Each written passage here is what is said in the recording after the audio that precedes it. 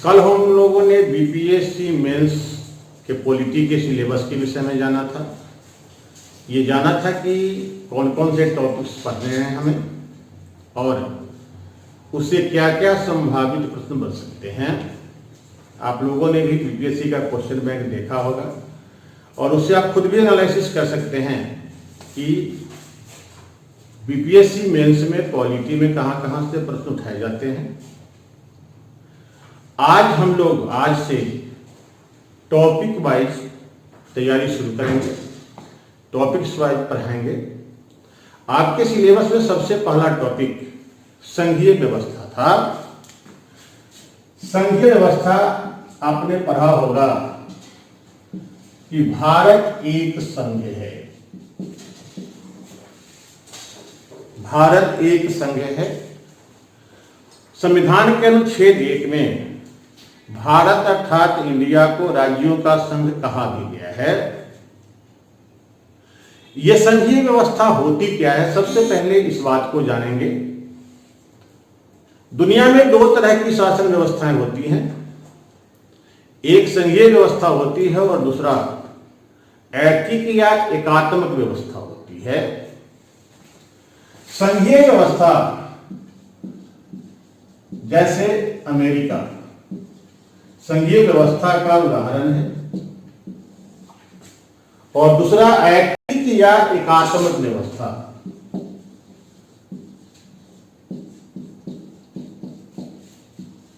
ये इसका उदाहरण ब्रिटेन है।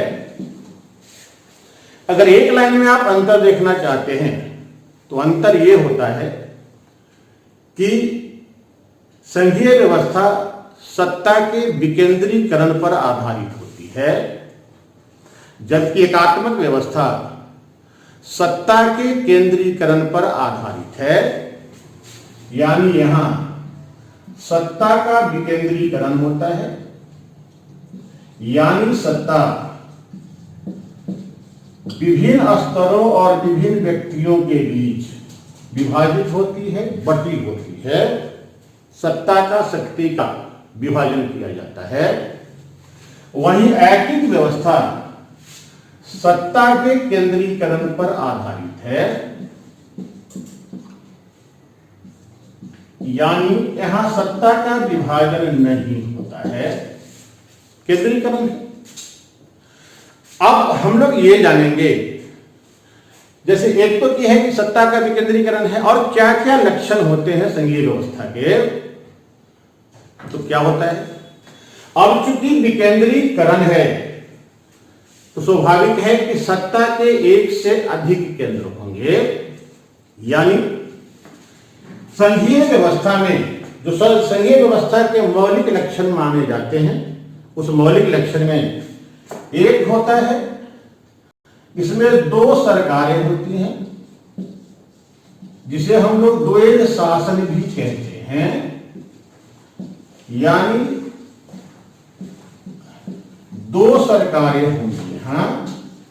जैसे अमेरिका में एक अमेरिकी संघ है, उनकी सरकार है, दूसरा राज्यों की सरकार होती है।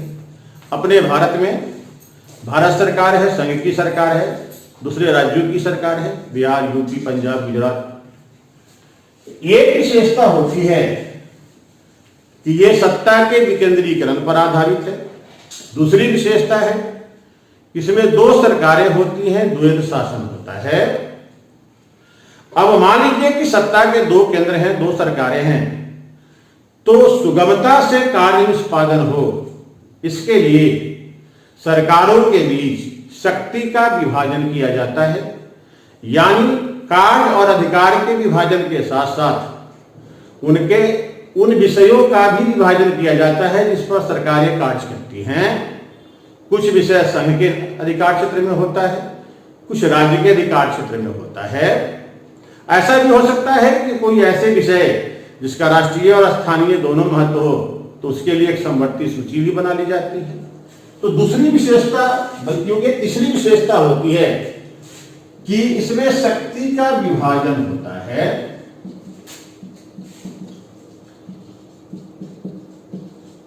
शक्ति का विभाजन है। अगर आप यहां देखेंगे तो यहाँ एक ही सरकार होती है, एक सिंगल सरकार। यहां अब सिंगल सरकार है तो शक्ति का तो विभाजन होगा नहीं। तीसरी बात कि दो सरकारें हैं, शक्ति का विभाजन है।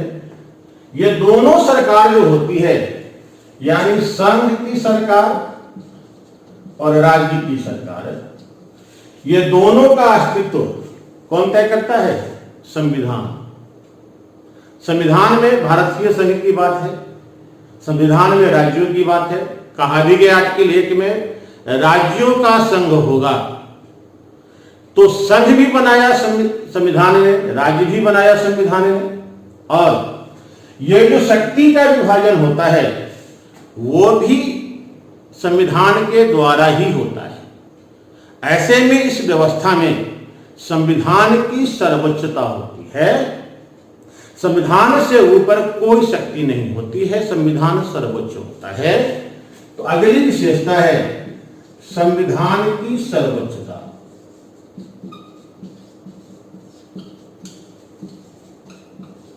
संविधान सर्वोच्च होता है, सारी शक्तियां, अधिकार, सब कुछ, सारे कार्य संविधान के दायरे में ही करना होता है, चाहे वो संघ सरकार करे या राज्य सरकार करे। चौथी बात कि दो सरकारें हैं, ठीक है, उनके बीच शक्ति का विभाजन भी है, संविधान के द्वारा है, लेकिन कार्य करने के दौरान विवाद हो जाना स्वाभाविक हो सकता है। इसीलिए संघीय व्यवस्था में स्वतंत्र न्यायपालिका की जरूरत होती है। इसीलिए इसकी चौथी विशेषता है स्वतंत्र न्यायपालिका।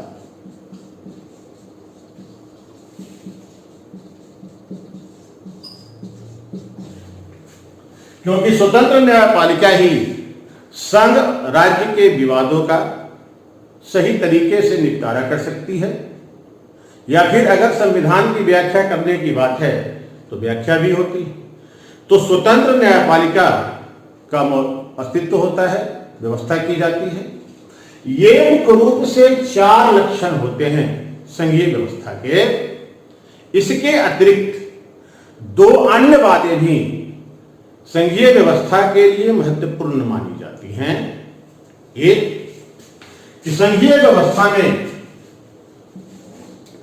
लिखित संविधान का प्रावधान होता है। जैसे अमेरिका का संविधान लिखित है, का संविधान लिखित है, भारत का संविधान लिखित है। वैसा संविधान जो एक ही बार में बनाकर एक ही साथ लागू किया गया उसे ही लिखित संविधान कहते हैं। और जो संविधान समय के साथ क्रमिक रूप से विकसित होता है उसे अलिखित संविधान कहते हैं, जैसे ब्रिटेन का संविधान है। और अंतिम बात जो संघीय व्यवस्था के लिए महत्वपूर्ण मानी जाती है वो होता है उच्च सदन की मौजूदगी।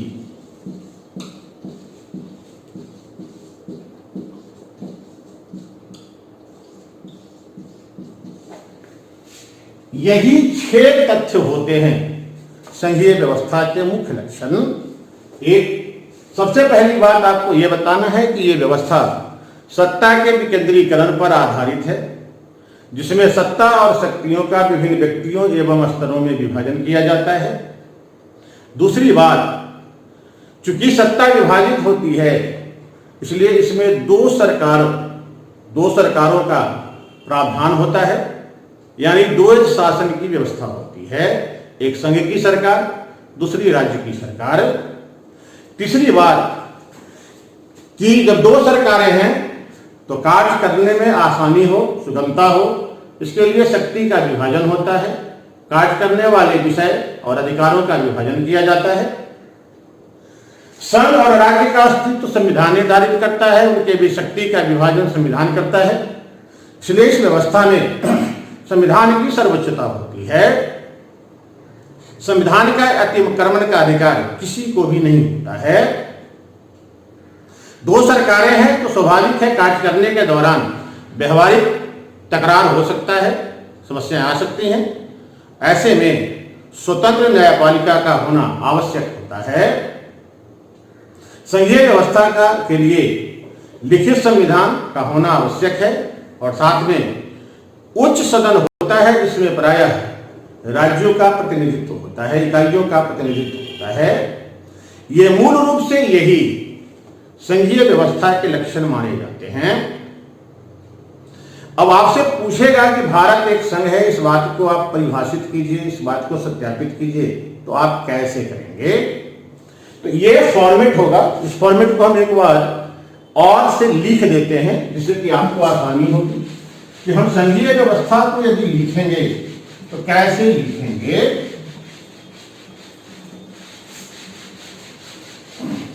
हाँ, एक चीज और भी है कि संघीय व्यवस्था जब हमें लिखना होगा तो ऐकिक व्यवस्था पर जाने की कोई जरूरत नहीं है, वो हमारा क्वेश्चन का हिस्सा नहीं है। हाँ, आप इतना सिर्फ कह सकते हैं कि दो तरह की व्यवस्थाएं होती है। संघीय व्यवस्था सत्ता का विकेंद्रीकरण है, जबकि एकात्मक या ऐकिक व्यवस्था सत्ता का केंद्रीकरण होता है। इसके बाद सीधे संघीय व्यवस्था के लक्षणों पे आना है। जैसे संघीय व्यवस्था का लक्षण एक सत्ता का विकेंद्रीकरण है। विकेंद्रीकरण का मतलब विभिन्न व्यक्तियों और विभिन्न स्तरों में सत्ता को विभाजित करना, शक्तियों को विभाजित करना होता है। दूसरी विशेषता दो सरकारें यानी द्वैध शासन।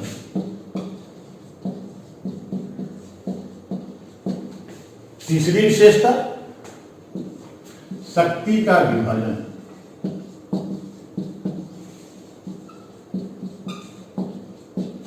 शक्ति का विभाजन करने में भारत के संविधान में भी शक्ति का विभाजन है, अमेरिकी संविधान में भी है।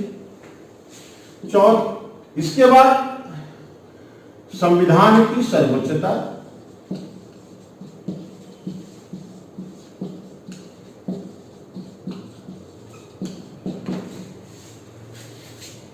पांचवी बात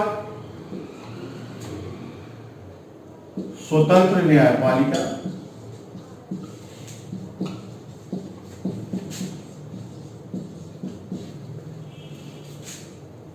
छठी बात लिखित संविधान।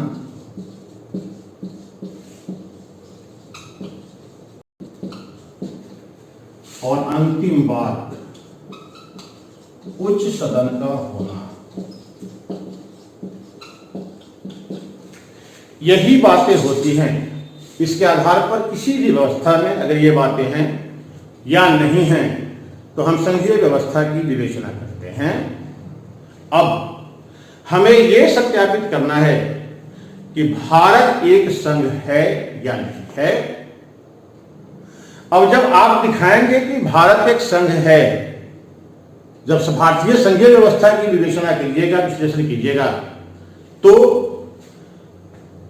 यहां दिखाएंगे भारत में संघ और राज्य के स्तर पर दो सरकारें हैं।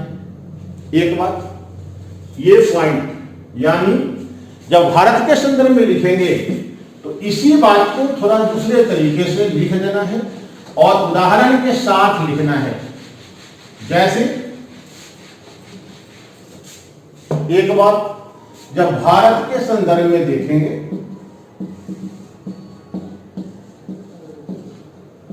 पहली बात संघ और राज्य दो सरकार, संघ और राज्य के स्तर पर दो सरकार है भारत में। दूसरी बात 7वीं अनुसूची के अंतर्गत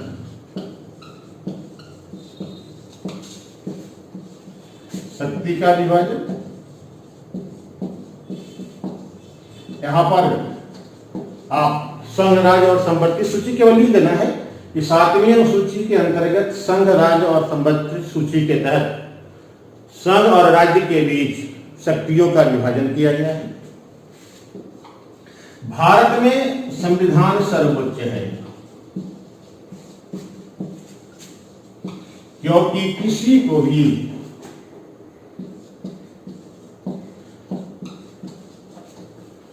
संविधान की अवहेलना, उसके अतिक्रमण का अधिकार नहीं है। अगर कोई ऐसी विधि बनाई जाती है जो संविधान का अतिक्रमण करती है, वो विधि को अवैध करने का भी प्रावधान है। संविधान सर्वोच्च है। चौथी बात, भारत में न्यायपालिका संघ और राज्य के अधीन होने के बजाय स्वतंत्र रूप से काम करती है, यानी न्यायालय की स्वतंत्रता है और स्वतंत्रता के संविधान में पुख्ता व्यवस्था भी की गई है। भारत का संविधान लिखित है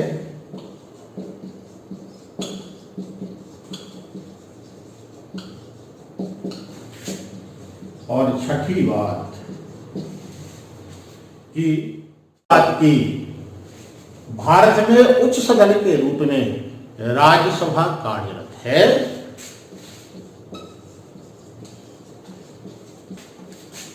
कि उच्च सदन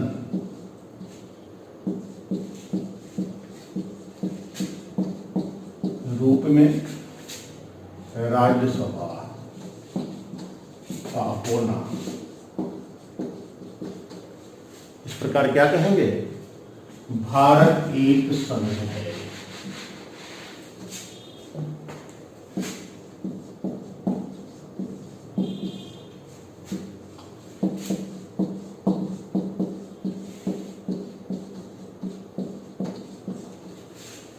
नहीं, भारत संघ हो गया। तो अगर सीधे पूछा जाता है कि भारत एक संघ है तो इस प्रकार देंगे, लेकिन कई विद्वानों ने कहा है कि भारत एक संघ नहीं बल्कि भारत एक अर्ध संघ है, या भारत में शक्ति का संतुलन संघ की ओर झुका हुआ है, या यह भी कहा जाता है कि शरीर तो संघीय है लेकिन आत्मा एकात्मक या ऐकिक है। ऐसे तमाम तरह की बातें कही जाती हैं। भारत एक संघ है, दूसरा आत्मा तो संघ है लेकिन शरीर तो संघ है लेकिन आत्मा एकात्मक है, या शक्ति का संतुलन केंद्र की ओर झुका हुआ है। एक ही बात को कई लहजों में कहा जाता है और कहा भी गया है। अब थोड़ा सा हम इस प्रश्न पर आते हैं, इस मुद्दे पे आते हैं कि कैसे भारत एक अर्ध संघ है। अर्ध संघ कहने का यहां मतलब ये रहा, या शक्ति का संतुलन केंद्र की ओर झुकने का मतलब ये हुआ कि भारतीय संविधान में संघीय लक्षण होने के साथ साथ ऐकिक या एकात्मक लक्षण भी मौजूद हैं। इसीलिए भारत को एक अर्ध संघ कहा जाता है। अब इस प्रश्न को हम लिखेंगे कैसे? तो सबसे पहले जो संघीय व्यवस्था के 6 लक्षण हैं, 2 सरकारें, शक्ति का विभाजन, संविधान की सर्वोच्चता, लिखित संविधान, राज्यसभा का होना, या कि स्वतंत्र न्यायपालिका, हम इसको एक ही पैरा में लिखेंगे, साथ में तब नीचे लिखेंगे। लेकिन भारतीय संविधान में कई ऐसी बातें हैं, कई ऐसे प्रावधान हैं जो केंद्र की शक्ति को मजबूत करता है या शक्ति संतुलन को केंद्र की ओर झुका देता है, या कि वो भारतीय संविधान के एकात्मक लक्षण हैं। उसको दिखाने के बाद तब नीचे में लिखना होगा कि इस प्रकार भारत एक अर्ध संघ है। अब इसको हम लोग कैसे लिखेंगे? तो जब भी आप इस प्रश्न को लिखेंगे तो सबसे पहले संघीय व्यवस्था को आप स्पष्ट करेंगे, संघ को स्पष्ट करेंगे और ये बताएंगे कि भारत एक संघ है। जो भी अभी हम लोगों ने पढ़ा उन्हीं 6 बातों को लिखना है, 6 से ज्यादा लिखने की जरूरत नहीं पड़ेगी। इसके बाद एकात्मक लक्षण या ऐकिक लक्षण, भारतीय संविधान के ऐकिक या एकात्मक लक्षण।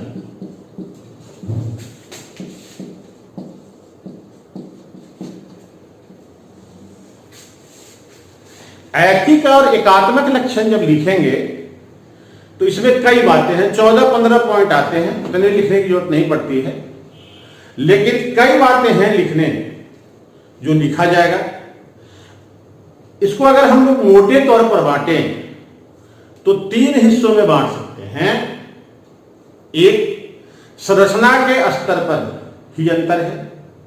दूसरी बात, सामान्य समय में भी संघ के पास वो शक्ति है जो वो राज्य को निर्देश दे सकता है, जो कि एकात्मक लक्षण की विशेषता होती है, एकात्मक व्यवस्था की विशेषता होती है।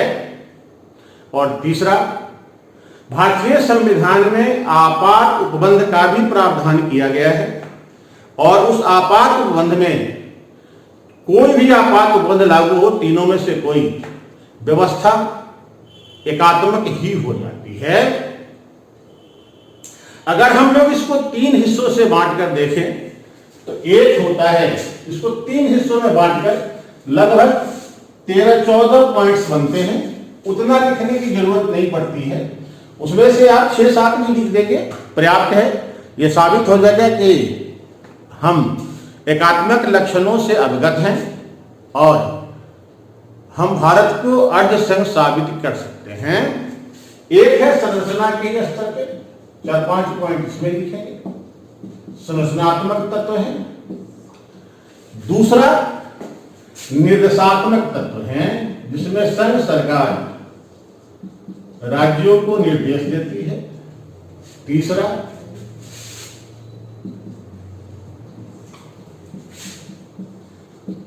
आपात उपबंध है।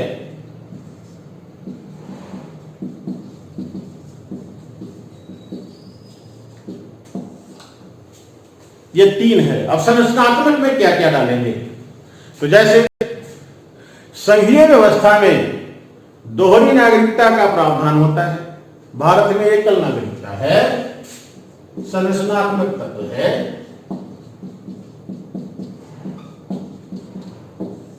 एक बात। दूसरी बात, संघीय व्यवस्था में अवशिष्ट शक्तियां राज्य के पास होती है, भारत में संघ के पास है।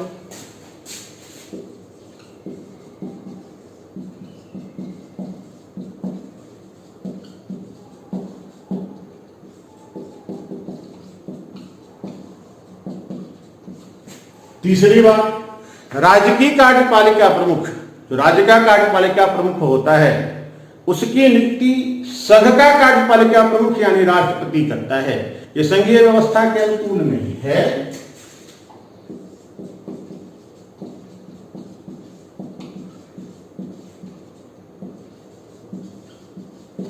चौथी बात, अखिल भारतीय सेवा का होना संघीय व्यवस्था के अनुकूल नहीं है। संघ और राज्य की अपनी सेवाएं होनी चाहिए। अखिल भारतीय सेवा के होने से तो राज्य में हस्तक्षेप करने का मौका संघ को मिलता है। तो अखिल भारतीय सेवा,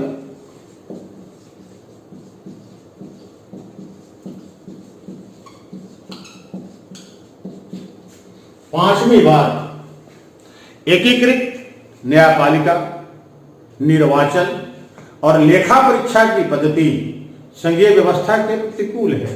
ऐसा नहीं होता है। न्यायपालिका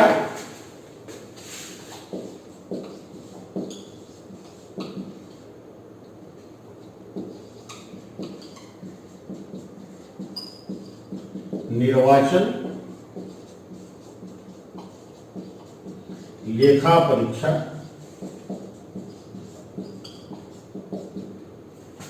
का होना, ये सारे तत्व संरचनात्मक हैं जो एकात्मक प्रवृत्ति को बढ़ावा देते हैं। दूसरी, निर्देशात्मक, कई ऐसे मामले भी हैं 257 के तहत जब संघ सरकार राज्यों को निर्देश दे सकती है। जैसे संघ के विधि के पालन के लिए दे सकती है कि राज्य में संघीय विधि का पालन हो। राज्य की कार्यपालिका संघ की कार्यपालिका में हस्तक्षेप न करे, इसके लिए दिया जाता है। सैनिक एवं संचार के साधनों को बनाने और निर्माण करने और बनाए रखने के लिए दिया जाता है। एसटी के कल्याण से संबंधित निदेशक तत्वों को लागू करने के लिए दिया जाता है। राज्य का शासन संविधान के प्रावधानों के अनुसार चलाए जाने के लिए दिया जाता है। तो कई ऐसी बातें हैं, यहां पर हम 4-5 का उल्लेख कर देते हैं। ऐसे ज्यादा भी हो सकता है, इसमें भी कुछ बातें आ सकती हैं, उसको छोड़ा जाए। यहां पर जैसे संघीय विधि के पालन के लिए दिया जाता है। संघीय विधि का पालन एक तत्व होता है। राज्य में संघीय विधि का पालन हो, इसके लिए संघ सरकार राज्य को निर्देश दे सकती है। संघ सरकार के कार्य में राज्य की कार्यपालिका हस्तक्षेप न करे, इसके लिए दिया जाता है। यानी हस्तक्षेप के संदर्भ में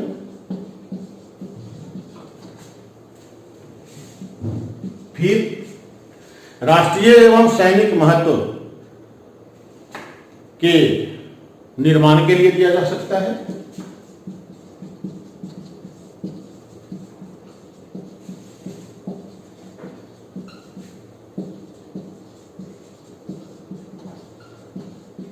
या एसटी के कल्याण के लिए,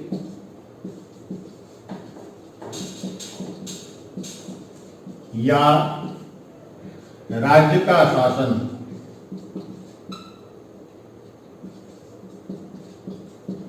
संविधान के अनुरूप चलाने के लिए,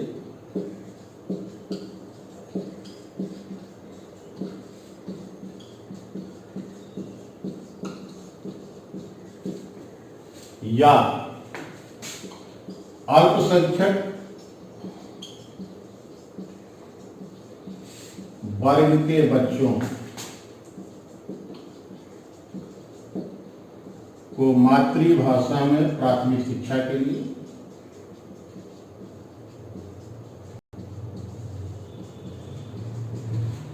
तो ये तमाम मुद्दे हैं जिसमें संघ सरकार राज्यों को निर्देश दे सकती है और देती भी है।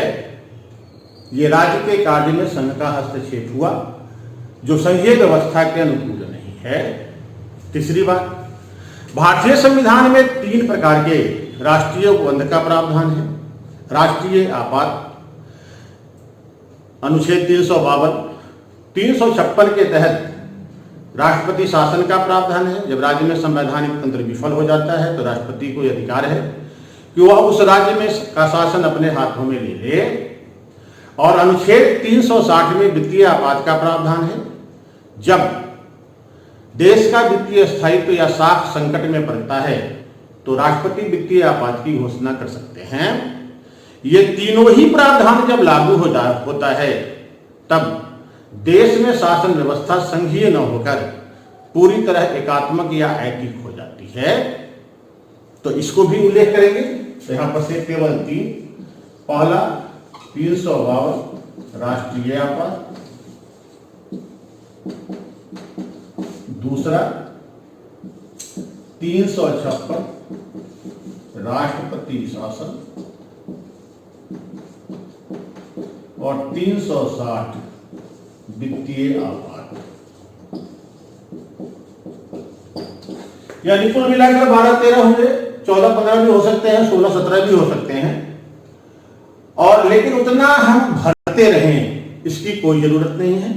अगर इसमें से 7-8 भी परीक्षा हॉल में याद रहता है और हम लिख देते हैं तो पूरी तरह बात स्पष्ट हो जाएगी कि भारतीय संविधान में एकात्मक तत्व हैं, संघीय तत्व भी है और एकात्मक तत्व भी है।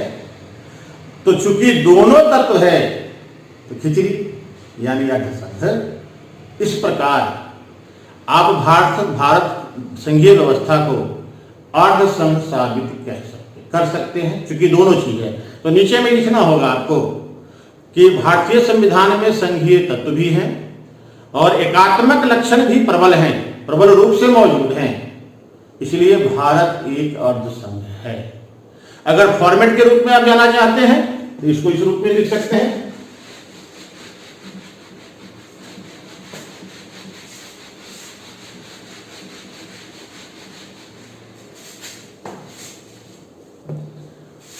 संघीय तत्व ये आप पढ़ चुके हैं, वही 6 बातें डालनी है। संघीय तत्व। दूसरा, एकात्मक या ऐकिक तत्व। 6, 7, 8 जितना परीक्षा और में याद रहेगा, फॉर्मेट दिमाग में रहेगा तो लिखने में तो कम समय लगते हैं। तो दोनों को लिखेंगे और इक्वल टू क्या होगा, अर्धसंघ। इस प्रकार भारत एक अर्धसंघ है। नहीं, इस रूप में तो फॉर्मेट किया जा सकता है, बस यही दिखाना है। अब प्रश्न अर्धसंघ से पूछे, शक्ति का संतुलन केंद्र की ओर झुका हुआ पूछे, आत्मा एकात्मक शरीर संघीय ये पूछे, आपसे किसी भी रूप में प्रश्न को फॉर्मेट वो करते हैं तो लिखने में आपको दिक्कत नहीं होगी। बस इतना ही।